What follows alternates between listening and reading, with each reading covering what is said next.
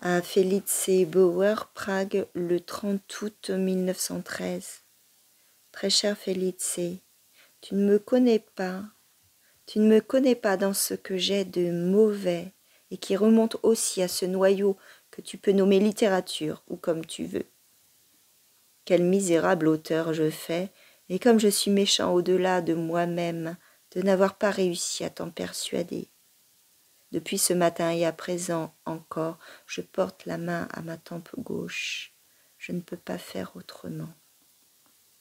Ce sont à peine des faits qui me gênent, c'est la crainte, une crainte insurmontable, une crainte d'être heureux, un désir et un ordre de me tourmenter pour une fin supérieure. Que tu doives, toi, ma très chère, passer avec moi sous les roues de ce chariot qui n'est destiné qu'à ma personne est assurément terrible. Ma voix intérieure m'assigne à l'obscurité et en réalité elle me tire vers toi. Il n'y a rien qui puisse lever ce désaccord, et quand nous le tentons quand même, ça nous assène les mêmes coups, à toi et à moi. Ma chérie, je ne veux donc pas que tu sois différente de ce que tu es. C'est toi que j'aime, et non quelque figure en l'air. Mais alors ressurgit la tyrannie que je ne peux qu'exercer sur toi du simple fait de ma présence. Cette contradiction me déchire. Elle aussi montre l'impossibilité. Si tu étais ici, si je te voyais souffrir, ce ne serait pas seulement cela. Ta souffrance au loin m'est encore plus douloureuse.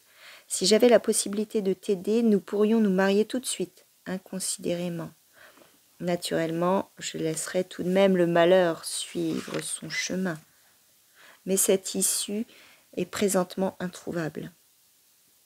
En regardant ta chère lettre suicidaire d'aujourd'hui, je pourrais te promettre de tout laisser dans l'état où les choses en étaient, de ton point de vue, et de ne plus te tourmenter. Mais combien de fois t'ai-je promis cela? Je ne peux pas me porter garant de moi-même. Dans ta prochaine lettre, ou peut-être cette nuit même, cette peur va revenir. Je ne peux pas y échapper, je n'arriverai pas à franchir tout le temps qui nous sépare du mariage.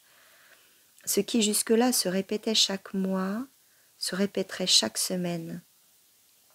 Dans une lettre sur deux, je trouverai des liens vers l'état de peur, et cette affreuse toupie qui est en moi sera de nouveau remise en mouvement. Ce ne sera pas de ta faute. Cela ne l'a jamais été, Felice. C'est la faute d'une impossibilité générale. J'ai lu par exemple ta dernière lettre. Tu ne peux pas imaginer avec quelle pensée pleine de peur. Il y avait là les réflexions par lesquelles tes parents avaient été conduits à donner leur assentiment. Pourquoi ces réflexions me souciaient-elles alors que je haïssais ces réflexions? Tu me parles de l'amour que ta mère pourrait me porter. Mais qu'est-ce que je ferais de cet amour, moi qui ne vais jamais le lui rendre, qui n'ai jamais pu ni voulu répondre à cet amour? Même tes discussions approfondies avec tes parents m'ont effrayée. Même le lien entre les fiançailles et les jours fériés et l'expression de ce lien m'ont effrayée. C'est de la démence, je le sens bien, mais en même temps une démence qu'il est impossible d'exterminer, je le sais bien. Et toutes ces choses ne sont malgré tout que des signes de tout ce que je suis fondamentalement, qui ne va pas cesser de te secouer. Reconnais-le donc, Felice, je suis étendu par terre à tes pieds, je te demande de me repousser plus loin. Tout le reste est notre naufrage à nous deux. C'est le mot que je crois j'ai écrit en janvier. Il revient sans cesse, on ne peut pas le retenir. Tu le dirais toi-même si je pouvais m'ouvrir entièrement devant toi. France.